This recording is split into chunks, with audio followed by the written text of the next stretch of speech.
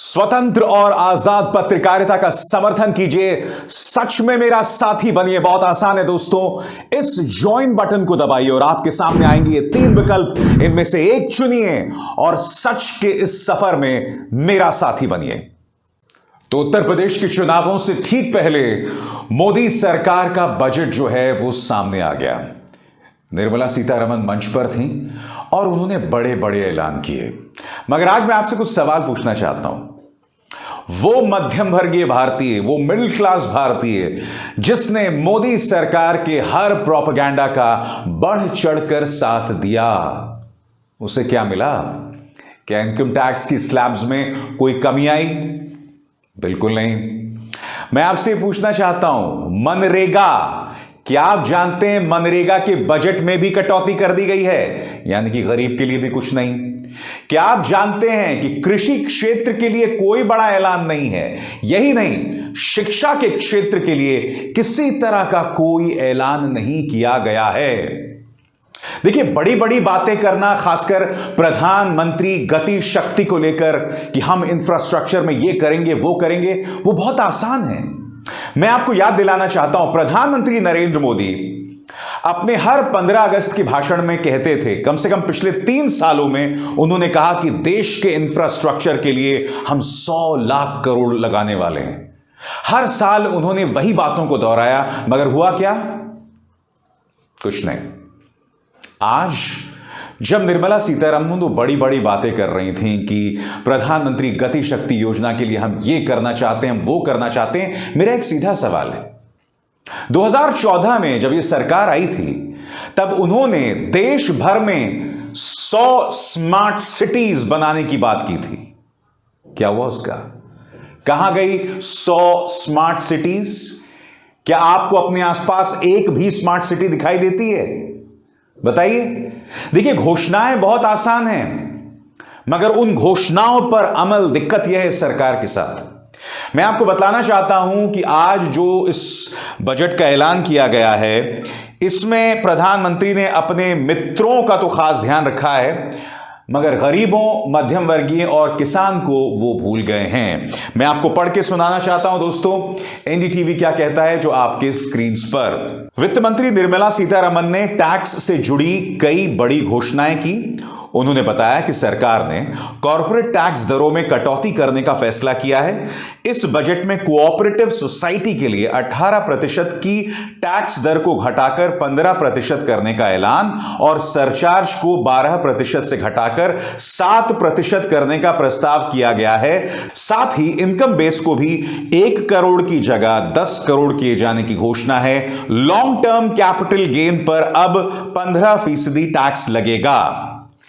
मगर सबको इस बात का इंतजार था कि पिछले 2 सालों में जो मध्यम वर्गीय इंसान है उस पर जिस तरह से लगातार दबाव बढ़ा, क्योंकि हो क्या रहा था दोस्तों, 2 साल से जब से कोरोना चल रहा था, अमीर को कोई खास नुकसान नहीं हुआ। उल्टा इस कोरोना काल में मैं आपको बतलाना चाहूंगा, इन 2 चेहरों पर गौर कीजिए, मुकेश अंबानी और गौतम अडानी। इस कोरोना काल में दोनों और अमीर हो गए। गरीब को चलिए आप उसके अकाउंट के जरिए मुफ्त अनाज और ये तमाम चीजें पहुंचा देते हैं, मगर मध्यम वर्गीय के लिए आपने क्या किया? कुछ भी नहीं, जबकि उस मध्यम वर्गीय ने कोरोना का जो है दंश झेला था। सबसे अहम बात यह कि सरकार ने आयकर दरों या स्लैबों में कतई कोई बदलाव नहीं किया है। इनकम टैक्स स्लैब जैसे कि तैसे बनी हुई है। वहीं दूसरी ओर जहां टैक्स छूट की लिमिट 2.5 लाख से ऊपर करने की उम्मीद थी, उस पर भी निराशा हाथ लगी है। सरकार ने क्या कहा आज? निर्मला सीतारमण ने कहा कि ये अगले 25 साल का बजट है। कितनी बड़ी बड़ी बातें करते हैं ना ये सरकार। प्रधानमंत्री नरेंद्र मोदी ने आज से कई साल पहले क्या ऐलान किया था कि 2022 तक किसानों की आय दुगनी कर देंगे। वो तो बहुत दूर की बात है, मगर किसानों को आज की तारीख में इस सरकार ने सिवाय बदनाम करने के कुछ और नहीं किया। किसानों को रौंदने के अलावा कुछ और नहीं किया। किसान को मानो खलनायक बनाने का प्रयास किया है। अब आप कह रहे हैं कि अगले 25 साल का बजट है। देखिए, दिक्कत क्या है सरकार के साथ, इनसे आप बड़ी बड़ी बातें करवा लीजिए, इनसे बड़ी बड़ी योजनाओं की बात कर लीजिए, और इनके पास फिर इनका पूरा गोदी मीडिया है जो आज बतलाने में लगा हुआ था कि पिछले 7 साल का सबसे बेहतरीन बजट है। मगर मैं आपसे सीधे पूछना चाहता हूं ना, किसान के लिए क्या है? चलिए मनरेगा की बात करते हैं। गरीब के लिए क्या है मैं आपको बतलाना चाहता हूं कि 2020-21 में मनरेगा को जो बजट मिला था वो था 1,11,169.53 करोड़। अगले साल यानी कि 2021 और 22 में यह बजट हो जाता है 98,000 करोड़। और आप जानते हैं इस बजट में और जबरदस्त गिरावट आई है। अब मनरेगा को मिल रहा है, जी हां, आपकी स्क्रीन पर 73,000 करोड़। गरीब के पेट पर गरीब को किस तरह से लात मारी जाती है, इसकी वो एक नायाब मिसाल है। मैं आपसे फिर पूछना चाहता हूं दोस्तों, ये बड़ी बड़ी बातें करना बहुत आसान है कि 25 साल का budget, 100 smart cities, 100 lakh crore, ये सिर्फ आंकड़े हैं। ये आंकड़े हर कोई जानता है। आपको याद होगा बिहार चुनावों से पहले 2015 में प्रधानमंत्री ने मंच पर खड़े होकर कहा था कि मैं बिहार को यह देना चाहता हूं, इतने लाख करोड़ देना चाहता हूं। उसका कुछ नहीं हुआ। बिहार आज भी मुंह बाहे खड़ा है कि आप हमें विशेष राज्य का दर्जा दें, और भाजपा के नेता कहते हैं इसका कोई प्रावधान नहीं है। और यही वजह है कि जनता दल यूनाइटेड ने भी बजट पर करारा प्रहार बोला है। उपेंद्र कुशवाहा पार्टी के सांसद, उनका कहना है कि यह बजट विकसित राज्यों के लिए अच्छा हो सकता होगा, मगर बिहार के लिए निराशाजनक है। मैं आपको बतलाना चाहूंगा दोस्तों, विपक्ष ने करारा हमला बोला है। सबसे पहले आपकी स्क्रीन पर ममता बनर्जी, जिन्होंने क्या कहा है पढ़ के सुनाना चाहता हूं। Budget has zero for common people, यानी आम इंसान के लिए एक बहुत बड़ा शून्य है। Who are getting crushed by unemployment and inflation. Government is lost in big words signifying nothing, a Pegasus spin budget. जैसा कि आप जानते हैं दोस्तों कि ममता बनर्जी की पार्टी जो है वो पेगासस जासूसी कांड का शिकार रही है, क्योंकि इनकी पार्टी से जुड़े 2 लोग, प्रशांत किशोर जो इनके सलाहकार थे, उन पर पेगासस की जांच हो रही थी, और अभिषेक बनर्जी जो कि टीएमसी के नेता हैं, तो उन्होंने कह दिया कि यहां बकवास बजट है, उसके कोई मायने नहीं है।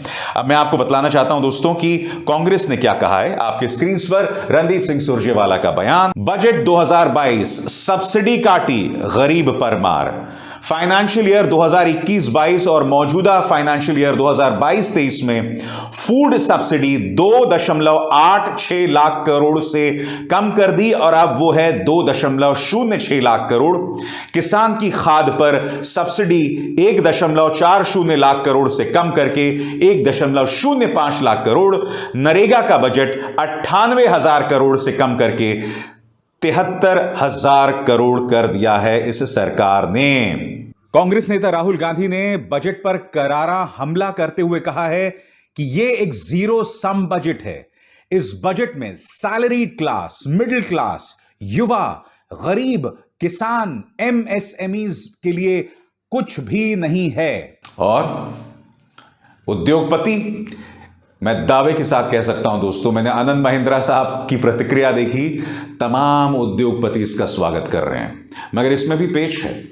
आज तो स्वागत कर रहे हैं, और दोस्तों मैंने पिछले 15 साल से देखा है, बजट जब भी आता है तमाम उद्योगपति उसे बुरा नहीं बताते हैं। खासकर पिछले 7 सालों में तो बोलने की हिम्मत ही नहीं है। मगर धीरे धीरे देखिएगा, हकीकत सामने आएगी कि इस बजट में यह कमी है, इस बजट में वो दिक्कत है। वो तो दिखाई दे ही रहा है ना। पिछले 50 सालों में बेरोजगारी को लेकर बद से बदतर हालात हैं। सबसे बदतर बेरोजगारी को लेकर आंकड़े हैं। पिछले 50 या 45 सालों में गरीब खुद की बुनियादी जरूरतों के लिए सबसे कम खर्च रहा है। ये सब आंकड़े हैं, ये हकीकत है, ये काल्पनिक बातें नहीं हैं। काल्पनिक बातें क्या है मैं आपको बताता हूं। काल्पनिक बातें ये हैं कि वित्त मंत्री निर्मला सीतारमण ने कह दिया कि प्रधानमंत्री की महत्वाकांक्षी गति शक्ति योजना के लिए हम इतना जो है पैसा खर्चने वाले हैं। अगर तो वाकई उन तमाम चीजों पर कुछ होता है तो बहुत अच्छी बात है। मगर इस देश ने देखा 2014 के वक्त किस तरह से 100 स्मार्ट सिटीज की बात की गई थी। आप कल्पना कीजिए ना दोस्तों, अगर स्मार्ट सिटीज को लेकर यह सरकार गंभीर थी तो स्मार्ट सिटीज के जरिए हमारे शहरों में कितने नौकरियां पैदा होती, कितने और चूल्हे जलते गरीब मध्यम वर्गीय, मगर यह सरकार उसे भूल गई। क्यों भूल गई, मैं आपको बताता हूं। क्योंकि इस सरकार के पास तमाम जरिए आपको भ्रमित करने का, और वही बात इस बजट के जरिए भी दिखाई देती है। खैर, मगर हम आपके सामने इस बजट को समझाने वाली ये बारीकियां जो है लाने की हमने कोशिश की, आगे भी लाते रहेंगे। अभिसार शर्मा को दीजिए इजाजत। नमस्कार।